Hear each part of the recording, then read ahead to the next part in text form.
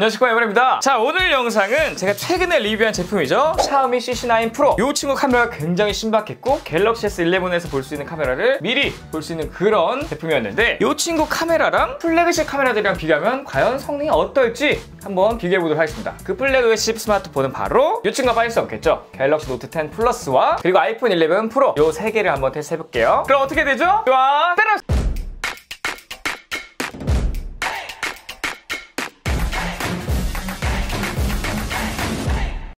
오늘은 재밌게 요 세 친구 카메라 테스트 해볼 건데, 사실상 갤럭시 S11 카메라 테스트와 비슷할 거다라고 생각하시면 될 것 같고요. 자, 우선 전면 카메라부터 한번 테스트를 해볼게요.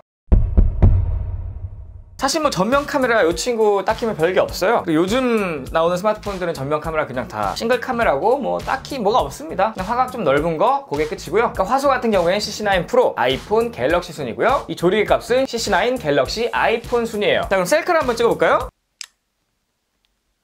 자, 이렇게 찍은 순서대로 왼쪽 CC9 프로, 가운데 아이폰 11 프로, 오른쪽 갤럭시 노트 10이에요. 제 생각에는 뭐 화질이나 뭐 이런 것들은 다 괜찮은데, 셀카 찍기 아이폰은 굉장히 실제적으로 나오고요. 나머지 갤럭시나 CC9 프로는 좀 뽀샵이 돼서 나오는데, 저 같은 경우는 조금 적당히 뽀샵되는 이 갤럭시 노트 10 플러스가 좀 더 낫지 않나? 얼굴색은 CC9 프로도 괜찮네요. 아이폰은 너무 누래요. 요거는 빨리 좀 개선됐으면 좋겠습니다. 어쨌든 개인적으로 순서를 매겨보자면 갤럭시 CC9 아이폰 순이다. 그럼 이제 가장 중요한 후면 카메라, 요거 한번 테스트 해보도록 하겠습니다.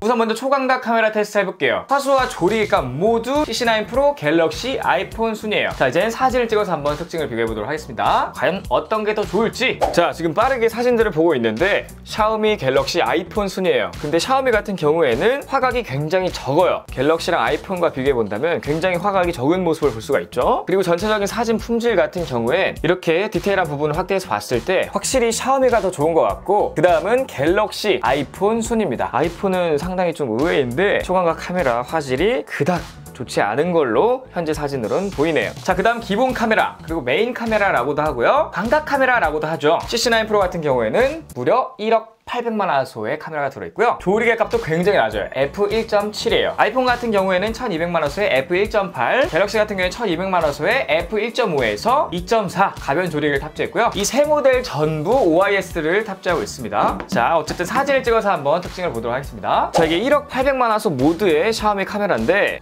이 결과물을 보면 그냥 봤을 땐 모르겠는데요, 확대해서 보면 디테일이 굉장히 잘 살아있는 모습을 볼 수가 있어요. 확대해서 보면 여기 롯데월드 몰이라는 글씨나, 그 다음 녹십초 쿨샷, 요거는 제가 알고 있는 지형이라 그런지 좀 보이는 느낌이 있습니다. 자, 그럼 갤럭시 걸 볼까요? 갤럭시의 일반 카메라 같은 경우에는 1200만 화소죠. 근데 확대해서 보면 확실히 샤오미랑은 좀 많이 차이가 나는 모습을 볼 수가 있고, 아이폰도 마찬가지로 샤오미랑은 꽤나 큰 차이를 볼 수가 있습니다. 자, 그 다음 2배 망원 카메라 스펙이에요. 화소는 전부 같고 조리개는 CC9과 아이폰이 같고요. 갤럭시가 가장 떨어져요. 자, 어쨌든 이것도 사진 찍어서 한번 특징을 보도록 하겠습니다. 자, 이 2배 줌 카메라의 경우 어떤 게 더 좋다라고 확실히 말씀드리기 어려울 만큼 그냥 비슷한 화질을 좀 보여주고 있는데, 특징이라면 세 가지 카메라의 색감이 굉장히 다르다는 거예요. 샤오미 같은 경우에는 좀 차가운 모습이고요, 갤럭시는 채도가 좀 진한 모습이고, 아이폰은 좀 누런 모습이에요. 그 실제와 가장 가까운 색감은 무엇이냐라고 물어본다면 모르겠습니다. 그냥 샤오미랑 갤럭시 중간이 실제랑 가장 가까운 색감이라고 말씀드릴 수 있겠네요. 자, 그 다음엔 5배 망원 카메라 스펙이에요. 요거 같은 경우에도 한번 사진을 찍어서 보여드리도록 하겠습니다. 자, 보시는 것처럼 1배, 2배, 5배 이렇게 연속으로 보여드리고 있는데, 확실히 그냥 사진을 촬영하고 확대하는 거랑은 비교가 안 될 정도로 화질이 굉장히 좋은 모습을 볼 수가 있고요. 특징이라고 한다면 1배, 2배, 5배 카메라가 색감이 다 조금씩 다른 모습이 있어요. 그래서 같은 부분을 확대해서 똑같이 보여드리면 색감이 조금씩 다른 모습을 볼 수가 있습니다. 자, 마지막으로 접사 카메라예요. 접사 카메라는 이 친구만 들어있지만 이 다른 두 폰과 한번 얼마나 가까이 찍을 수 있는지 비교해보도록 하겠습니다. 자, 먼저 샤오미의 접사 카메라예요. 자, 우선 거품을 한번 보여드릴 건데, 이 거품을 굉장히 가까이에서도 자세히 볼 수가 있는 게 이 샤오미의 접사 카메라고요. 굉장히 가까이 다가갔는데도 이 거품들 하나하나 세세하게 다 표현해주는 모습이 굉장히 인상 깊은 모습이고, 끝이 아니죠? 설탕을 가까이서 확인을 해봤는데, 와, 제가 살면서 이 설탕을 이렇게 가까이서 크게 보는 건 또 처음인 것 같은데, 설탕의 입자 하나하나가 자세히 보이는 모습을 볼 수가 있습니다. 역시나 굉장히 접사 카메라는 신기한 모습을 보여주고요. 여러분도 꽤나 재밌게 활용할 수가 있을 것 같습니다. 다음은 갤럭시의 카메라인데요. 이거는 일반 카메라라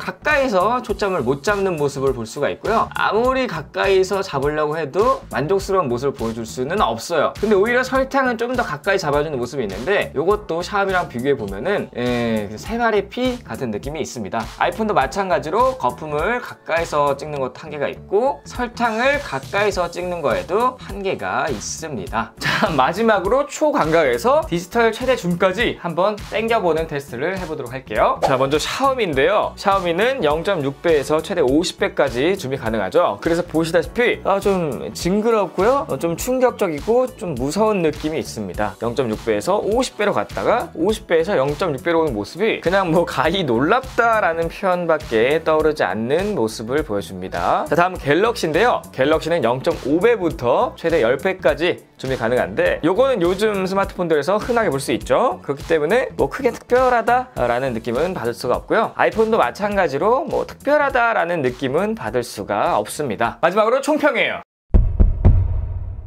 이 40만원대 스마트폰이 CC9 프로가 후면에 카메라가 2개 더 많은 이 펜타 카메라를 탑재하고 있어서 역시나 뭐 접사나 줌에 굉장히 강한 모습을 보여주고 있고요. 이 1억 800만원 소의 카메라 때문에 최대 50배 줌은 이 아이폰과 갤럭시를 압도했습니다. 이건 뭐 진짜 그냥 압도했어요. 다만 이 화질 같은 경우에는 단순히 화소랑 이 조리의 값으로 결정되는 게 아니고 이미지 센서나 뭐 소프트웨어, 그다음 뭐 렌즈 이런 다양한 것들이 반영되기 때문에 뭐 초광각, 광각 이 2배 줌 요 카메라에서는 뭐 샤오미가 더 좋다고는 할 수는 없는 것 같고 나머지는 더 좋다 이렇게 말씀드릴 수 있을 것 같습니다. 자, 그래서 오늘은 곧 출시한 갤럭시 S11에 들어갈 무려 1억 800만 화소와 5배 광학 줌을 지원하는 이 카메라를 미리 보기했다라고 생각하시면 좋을 것 같고요. 갤럭시 S11이 어떻게 나올지 굉장히 기대가 되는 부분입니다. 자, 어쨌든 오늘 영상 여기까지고요. 제 영상이 조금이라도 도움이 되셨거나 유익했다라고 생각하신다면 여기 아래 제 얼굴 보이시죠? 이거 누르시면 바로 구독되니까요. 구독 버튼 한번 눌러주시고 좋아요, 댓글, 알림 설정까지 부탁드리겠습니다. 꼭이요!